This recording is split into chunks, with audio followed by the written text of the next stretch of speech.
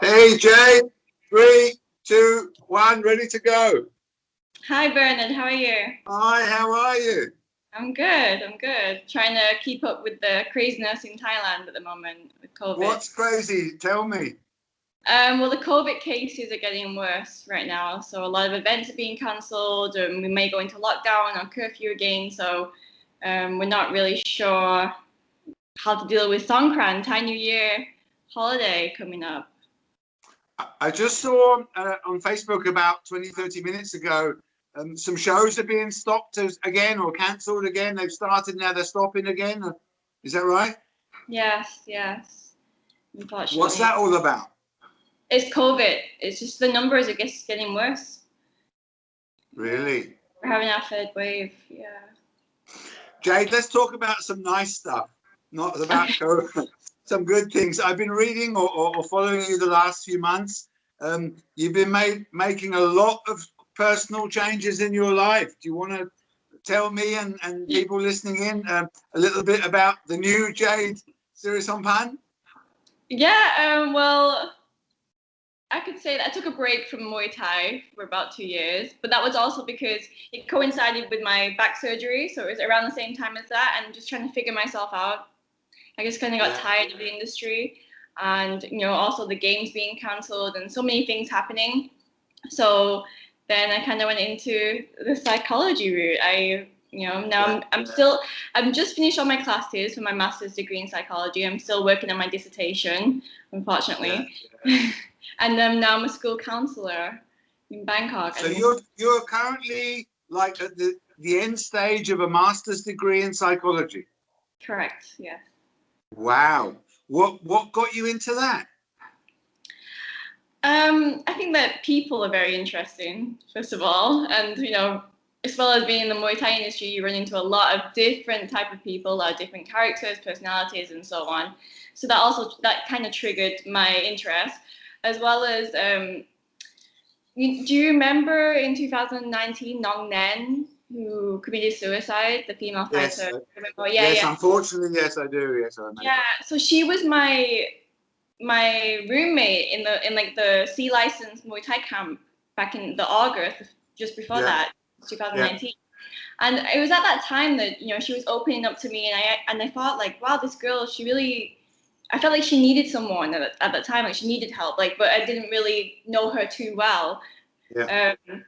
So then I tried to like keep in touch a little bit, and we even helped her to defend her title 2019 December.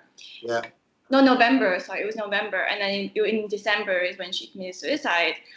And that also triggered my interest. Like, what pushes someone to do this? And also stuff that I heard about this. Like, I'm sorry, but Thai society, like their mindset towards mental health is still taboo. They still don't understand it or accept it. So that pushed my interest further. Yeah. So basically, just trying to understand and help people. But although you were so close to her, is this one of the problems that you were so close to her, but not basically? Otherwise, you'd have known. Well, I was only close to her during the camp because we were just happened to be roommates for that week, and that's when I got to know her. And then after the camp, we just kind of drifted apart. Life happens. But yeah, as I was trying to help her, defend the title, and then I was doing the female fight league in January, so I had her lined up to fight on there as well. But unfortunately, that's what happened. So how do you step from being an international professional Muay Thai fighter? You were managing or co-managing your family camp. You're promoting female Muay Thai at a very high level, and then you start moving in that. How do you go about doing that? Where do you make those? How do you just knock on some university door and say, I want to study, or how does that happen? Well, again, it was around the same time that I had my back surgery, so I was recovering from that for a while. So that also took me away from the Muay Thai industry because I wasn't able to be so active physically and also just be so active in doing things. I just had to look after myself. So naturally, that kind of helped in a way. And then COVID happened. So, obviously Muay Thai in Thailand kind of died down a little bit. So that kind of helped naturally in a way. And yeah, I just kind of got tired of it for a while. Like so many things had built up, that so much drama, politics, and Yeah. so I just got tired of it, and I was like, okay, it's time for me. It's time to make a change. And I felt like in the industry, I worked so hard, and I tried to do so many things, and I just kept hitting a wall every time. Yeah. I felt like not really progressing, so I just needed to take some time out. And when you've done, you'll be finishing your master's degree pretty quick. What does one do with a master's degree in psychology, with your kind of background, in a country like Thailand, where I think, to be fair, psychology or mindfulness about yourself is not such a big deal. That people just kind of smile and move through it, but they don't. How do you go about building that?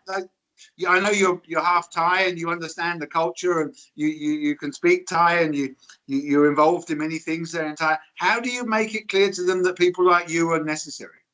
Yeah, well, that's exactly one of the reasons why I started psychology. Because when Nong Nen committed suicide, people around her would say, "Oh, she said she was going to do it, but I didn't believe her." Yeah, and that sure. was my mindset. Like, she's telling you obviously that she's calling for help. Sure. And how can you be so passive about it? And unfortunately, that is the Thai mindset. Being Buddhist, they live in the moment.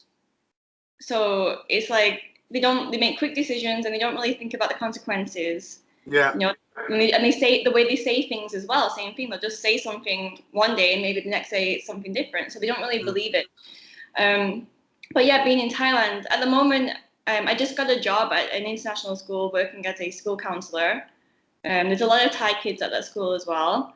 So I feel like, I can at least start with some teenagers. I'm at high school. With young people, working with young people.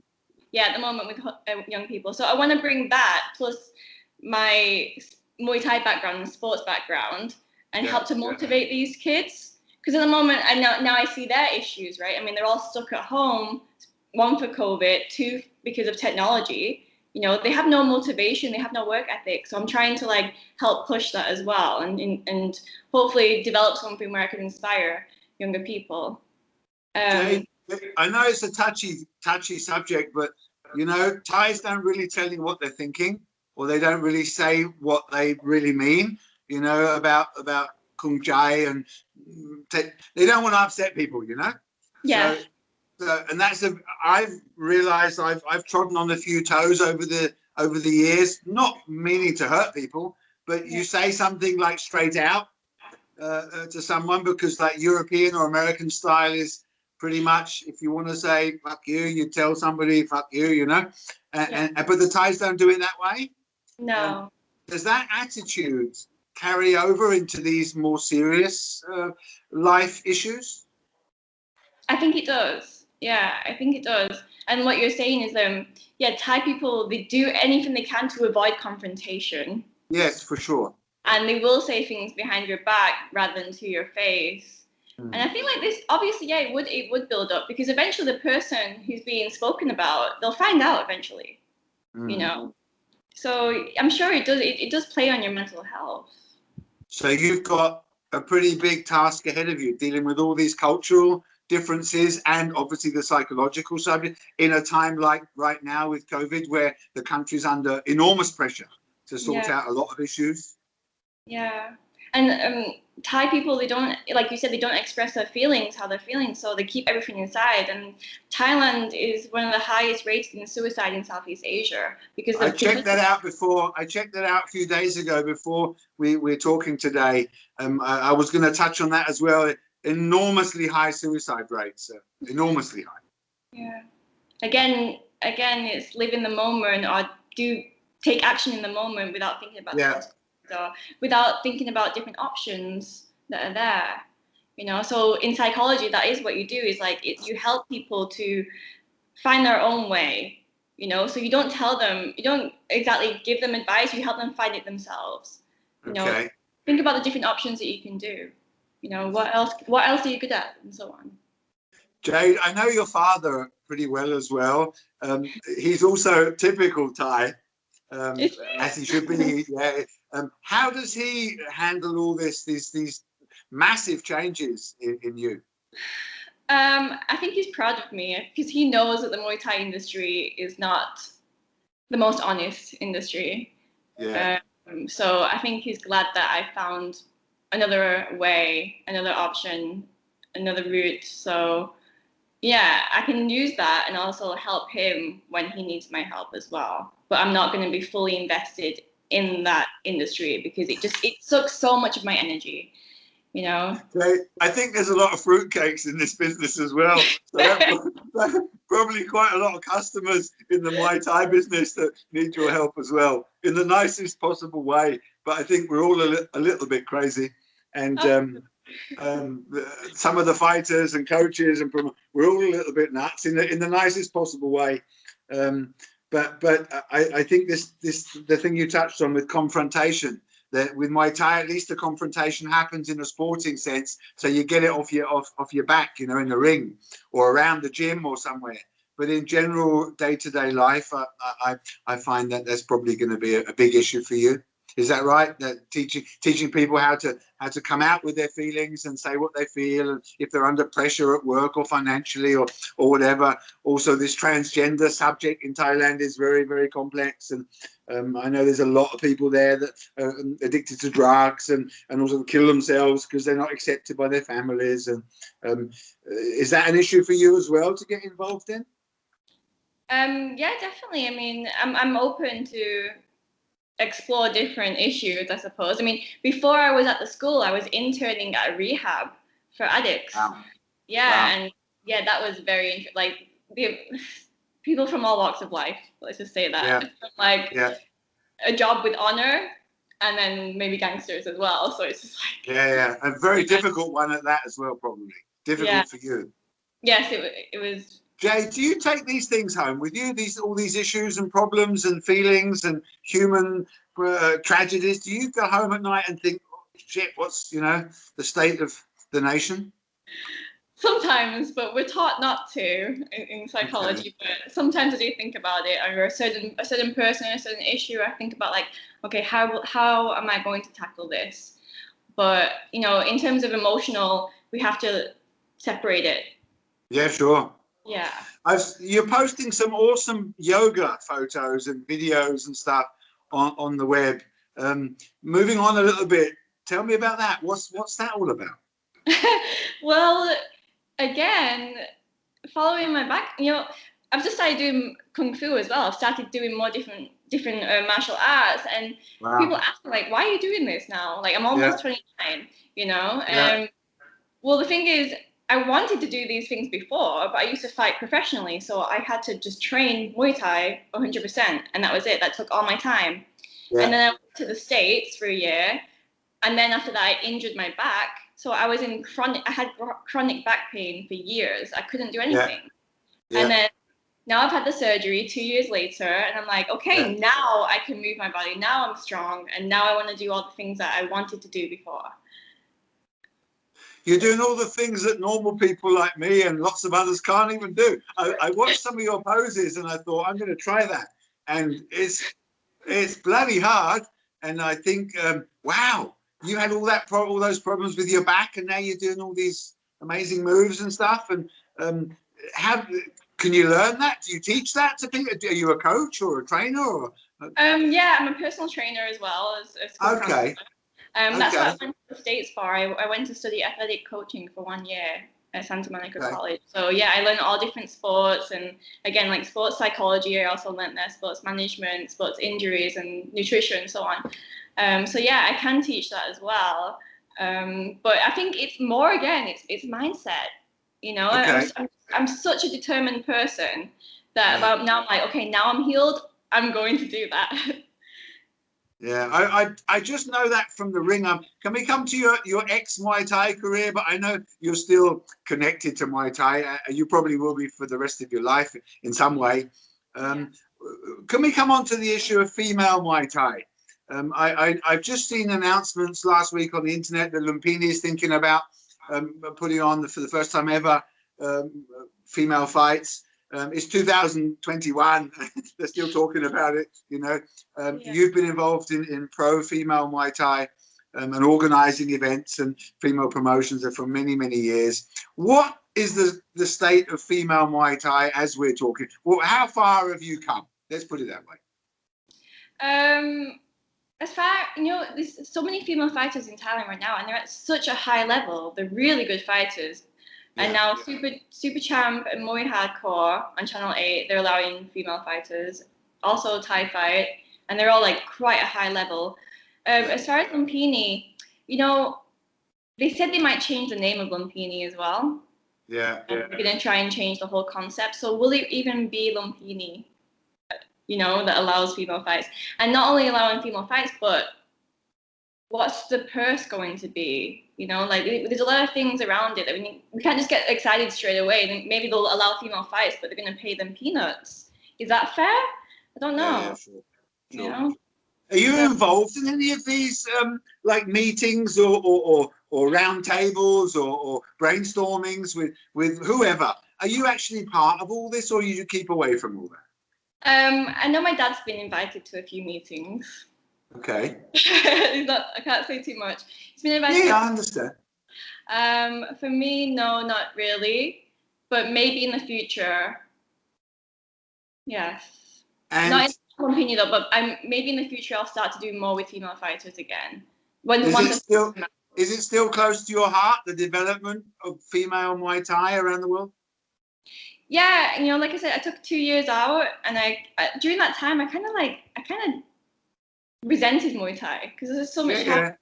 But now recently, like my love is starting to come again, and my passion. So yeah, I think that they do need someone to kind of push it a little bit more, you know. And then me being half Thai, you know, I'm Thai enough to do that, and I'm foreign enough to have the international exposure. So yeah, I think that I can be of help. Jade, the road ahead for you, the next couple of years. Now you've got all these new avenues opening up. What do you plan on doing the next couple of years? Have you got a few new goals? You won't be getting the ring again, I don't expect. No, I definitely will not fight again. I mean, I don't want to risk my back, and also, like, you know, I just don't want to get punched in the face. I understand. Yeah, like keep my brain how it is right now. I'm still going to continue working as a school counselor, which is such a great experience. So yeah, get my master's done, continue working as this, and then I spoke with one gym in Pattaya, maybe about promoting fights there. So we'll see what happens in the future after COVID. So yeah, I'm just going to balance between things. And not so you might still get involved in promoting again. You might be a promoter again, or if it's feasible. Yeah, if we have a good plan where we're able to make some money, you know. But you know, in Thailand, that's a very difficult thing because it's hard to find sponsors.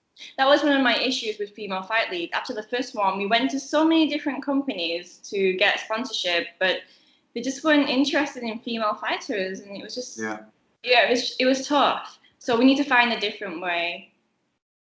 Is it called the Thai International Asian Games or something that your dad or the WMO organized? Thai martial art games. I'm sorry? International and Thai martial art games. Exactly. What's the state of affairs with that? Is because you had to cancel, obviously, because of the COVID problems. Is that still on track for maybe next year or the end of this year, or have you got what's going on there? As of now, we can't plan, you know. Like COVID's just come again. We're just having our third wave in Thailand, so there's no point even planning it. And then again, like Grandmaster Kevin passed away last year, so he was like one of the main people who helped to arrange this with my father. So that's going to be difficult. So there's a lot of things that are kind of working against us at the moment. If we do anything in the future similar, it would be on a smaller scale. Hopefully though, because like it was too big. It was really difficult. And you will be representing Kung Fu as well then, yeah, I love it. Do you do all that stuff with the nunchuckets and And like not yet. I've only just started. I'm still a very beginner, but I love it. And it's just, it's good to learn to do different things with your body, move your body in different ways. Because Muay Thai, you're always doing the same movement. So doing a different type of sport, a different type of movement, it's so good for you in many ways.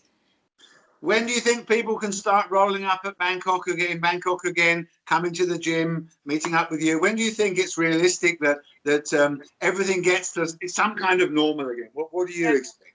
Well, prior to this like third wave, I was thinking end of the year, but now I'm not sure because even they're not giving out vaccines as much as they should be. Yes, I heard.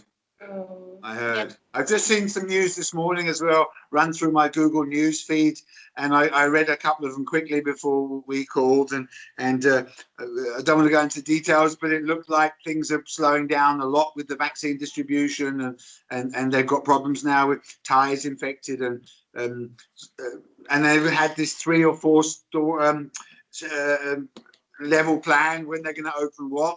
But that probably will be out the window in a few months, and something new will be planned. And so you think 2021 is going to be difficult still? Very? Yeah, I do, unfortunately, which is really tough on all businesses, on the economy, everything.